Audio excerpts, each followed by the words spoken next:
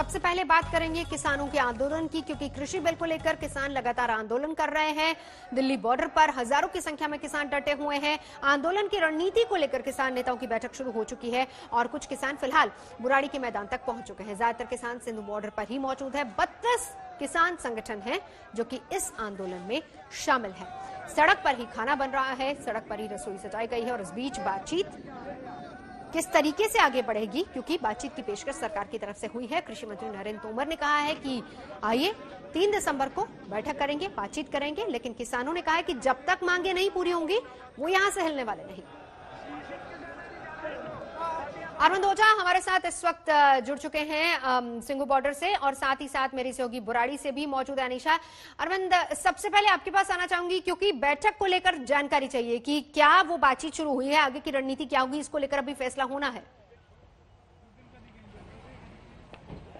जी देखिए, अभी बैठक सुबह के वक्त 9 बजे का बैठक का टाइम था, फिर 10 बजे हुआ। अभी भी जो किसान हैं यहाँ से कुछ दूरी पर वो बैठक कर रहे हैं, जबकि दूसरी तरफ अगर देखें तो दिल्ली पुलिस फिर नए सिरे से तैयारी कर रही है। यहाँ पर जवानों को बुलाया गया है और यहाँ पर ब्रीफिंग दी जा रही है, जबकि कुछ किसान बुराड़ी की तरफ चले गए हैं। अभी भी किसानों की रणनीति साफ नहीं है नवजोत। लगातार मीटिंगों का वहां पर दौर जारी है, लेकिन एक तरीके से कहें तो अलग अलग गुट हैं और सभी गुट जो है उनकी राय अलग अलग है। कुछ का कहना है बुराड़ी की तरफ चलना चाहिए, जिनमें से कई लोग बुराड़ी पहुंच भी चुके हैं। उनका कहना है कि बुराड़ी की तरफ नहीं जाना चाहिए, हमें यहीं रुकना चाहिए जब तक सरकार नहीं मांग लेगी। तो अभी अगर कहें तो पिक्चर किसानों की तरफ से कुछ क्लियर है नहीं। हाँ। लेकिन पुलिस की बात करें तो पुलिस की रणनीति साफ है, वो सिंधु बॉर्डर से आगे नहीं जाने देंगे। नंबर 2, आपको बताऊं, हमें जो जानकारी मिली है उसके मुताबिक यूपी, राजस्थान और पंजाब की तरफ से कुछ और किसान हैं जो दिल्ली की तरफ रुख कर रहे हैं। उनको लेकर भी दिल्ली पुलिस पूरी तरह से तैयार है। अरविंद आपके पास लौटते हैं। अनीशा इस वक्त हमारे साथ मौजूद है। बुराड़ी में क्या रणनीति बन रही है अनीशा? देखिए नवजोत, बुराड़ी में रणनीति तैयार नहीं हो रही। बुराड़ी में वो किसान हैं जो ऑलरेडी आ गए हैं। यहाँ पर आप मेरे पीछे देख सकते हैं, ट्रैक्टर ट्रॉलियां खड़ी हैं, वहाँ पे लोग बैठे हैं अपना ट्रैक्टरों के बीच में, साथ में अपना सामान लेकर बैठ गए हैं। इधर कुछ एनजीओज की जो एक्टिविस्ट हैं वो भी आ चुके हैं और पुलिस वालों के वही पूरा अरेंजमेंट इंतजाम सारे हैं। यहाँ पर आकर बैठने की और कई दिन तक बैठने की पूरी तैयारी के साथ सब लोग आए हैं। यहाँ पर इस वक्त पंजाब के लोग, कुछ हरियाणा के लोग, उत्तर प्रदेश से भी कुछ 30-40 लोगों का जत्था यहाँ पर पहुंच चुका है। वो यही कह रहे हैं कि अब हम बस यहाँ पर बैठ के इंतजार कर रहे हैं कि बाकी जो हमारे लोग हैं जो सिंघू बॉर्डर पे कुछ अटके हुए हैं, कुछ लोगों को बॉर्डर के अंदर आने के बाद कहीं पर रोका गया है, उन सबको साथ में मिलाकर यहाँ पर लाने की तैयारी अब चल रही है। जैसे अरविंद अभी कह रहे थे कि पहुंचेंगे या नहीं पहुंचेंगे, इसको लेकर फिलहाल बैठक चल रही है जिस पर अरविंद लगातार नजर बनाए हुए हैं। आखिर वो 3 कानून या कहें कि वो 3 कृषि कानून कौन से हैं जिन पर ऐसे घमासान मचा हुआ है, जो किसान इस कड़ाके की ठंड में भी पुलिस के आंसू गैस और ठंडे पानी की बौछार को झेल रहा है। वैसे तो वो तीनों कानून किसानों के हितों की बात ही कर रहे हैं, लेकिन किसानों को लगता है कि इससे उनका हक मारा जाएगा।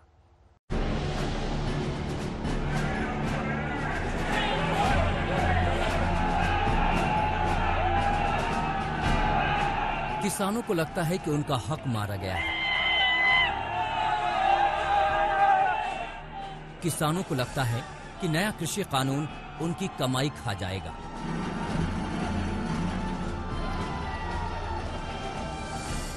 किसानों को लगता है कि सरकार न्यूनतम समर्थन मूल्य को खत्म कर देगी। जो 3 ऑर्डिनेंस है उनको रद्द करवाने के लिए हम जा रहे हैं, तो उसको रद्द करवा के ही छोड़ेंगे। जब तक मोदी सरकार हमारी मांगे नहीं मानेगी तब तक हम किसान अड़े रहेंगे। हमको ये कोई ऐसे नहीं है कि हमने उनका ग्राह करना है, जहाँ बोलोगे हम वहाँ बैठ जाएंगे। हमने तो अपना रोज करना, रोज प्रकट करना है, ये काले कानून वापस करवाने हैं। किसानों की मांग के साथ ही हम आपको पहले विस्तार से ये बता दें कि किसानों के लिए पास कानून है क्या। इसमें पहला कानून है कृषक उपज व्यापार और वाणिज्य संवर्धन और सरलीकरण एक्ट 2020। इस कानून में ऐसा इकोसिस्टम बनाने का प्रावधान है जहां किसानों और व्यापारियों को मंडी से बाहर फसल बेचने की आजादी है। इसके तहत 2 राज्यों के बीच व्यापार बढ़ाने की बात है। साथ ही मार्केटिंग और सामान ढुलाई पर खर्च कम करने की बात है। दूसरा कानून है कृषक सशक्तिकरण व संरक्षण, कीमत आश्वासन और कृषि सेवा पर करार कानून 2020।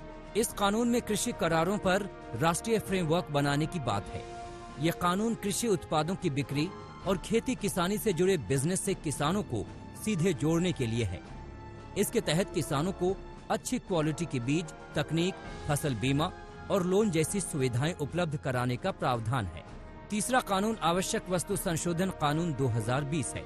इस कानून में अनाज, दलहन, तिलहन, खाद्य तेल, प्याज, आलू को आवश्यक वस्तुओं की सूची से हटाने की बात है। इसका मकसद किसानों को सही मूल्य देना है ताकि बाजार में प्रतियोगिता बढ़े। सरकार का कहना है कि यह कानून किसानों की बेहतरी के लिए बनाया गया है, लेकिन ये बात उन लोगों को समझ में नहीं आती जो किसानों को भड़का रहे हैं। किसान दशकों तक सिर्फ राजनीतिक चर्चा का ही विषय रहा। जमीन पर उसके हित में कदम सीमित ही थे।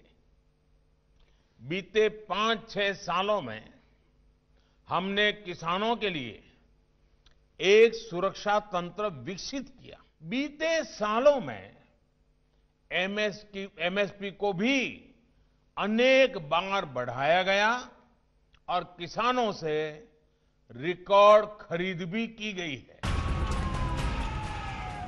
किसानों के आंदोलन और विपक्ष के आक्रामक तेवर के बीच सरकार की दलील ये है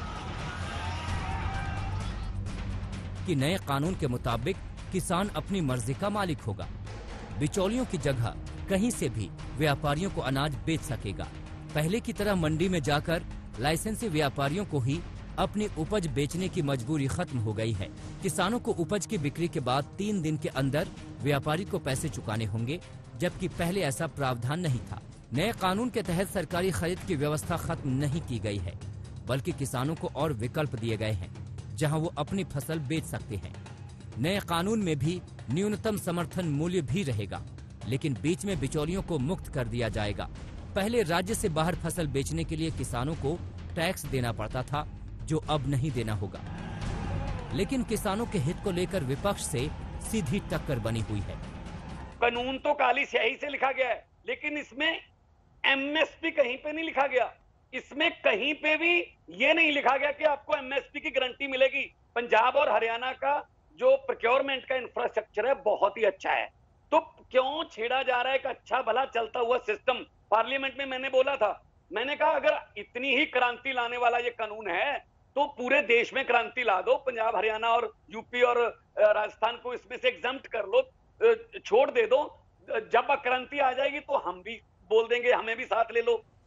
बीजेपी ही सिर्फ इंटेलिजेंट रह गई ये बताने के लिए बहुत अच्छे कानून है, बहुत अच्छे कानून है। हमारे साथ झगड़ा मत करो, क्योंकि झगड़ा किसान नहीं कर रहा। बात किसानों की है, इसलिए कोई भी राजनीतिक दल उनके विरोध की जुर्रत नहीं कर सकता। लेकिन ये भी साफ नहीं है कि सरकार से उनकी बातचीत कहां तक पहुंचेगी। आज तक ब्यूरो। प्रधानमंत्री नरेंद्र मोदी ने बार बार किसानों की बेहतरी का वायदा किया। उन्होंने किसानों को अन्नदाता कहकर सम्मान दिया, लेकिन 2015 जब वो भूमि अधिग्रहण कानून लाना चाहते थे तो विपक्ष के भयंकर विरोध के कारण ऐसा नहीं हो पाया। तब उस कानून का मकसद विकास को आगे बढ़ाना था।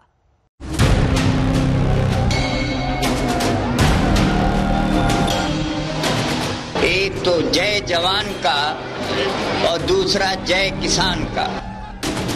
55 साल पहले जब देश के तत्कालीन प्रधानमंत्री लाल बहादुर शास्त्री ने देश के जवानों और किसानों को एक सूत्र में जोड़ने की कोशिश की और ये बताना चाहा कि इस देश की रक्षा करने वाले जवान और पेट भरने वाले किसान दोनों क्यों अहम हैं। ये जो स्वराज आया है उसे हम मजबूती से अपने पास रखेंगे ताकि कोई दूसरा हमारी तरफ टेढ़ी नजर भी उठाकर देखे तो हम उसका पूरी तरह से मुकाबला कर सकें। मैं आपसे कहूंगा कि 2 नारे आज लगें।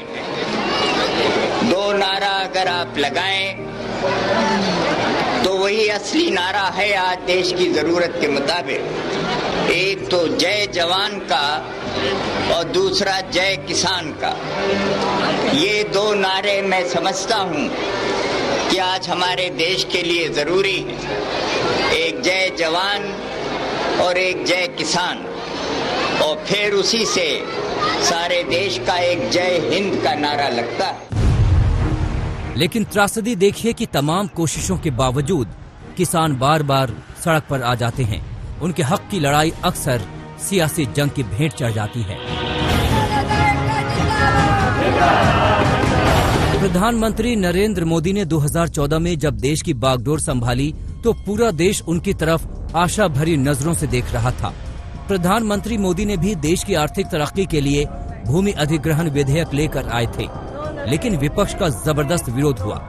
कांग्रेस अध्यक्ष सोनिया गांधी की अगुवाई में विपक्ष ने राष्ट्रपति के पास जाकर अपना प्रोटेस्ट जताया था। हिंदुस्तान के किसानों, आपके पैरों के नीचे सोना है, सोना, और ये लोग वो सोना आपसे छीनना चाहते हैं। तो जमीन आज लाखों में जाती है, जिसको आप एकड़ में बेचते हो, वो जमीन आज से 5-10 साल बाद करोड़ों में जाएगी, उसको आप स्क्वायर फुट पे बेचोगे। विपक्ष का आरोप था कि सरकार किसानों की जमीन हड़पने की कोशिश कर रही है, लेकिन सरकार ने भूमि अधिग्रहण विधेयक में जो संशोधित बिल पास किया उसमें 5 अहम संशोधन थे। 1. खेती योग्य जमीन अधिग्रहण के दायरे में नहीं। 2. सोशल इंफ्रास्ट्रक्चर प्रोजेक्ट के लिए होने वाली अधिग्रहण में किसानों की मंजूरी जरूरी थी। 3. किसानों को किसी मामले में अपील का अधिकार मिल जाता। 4.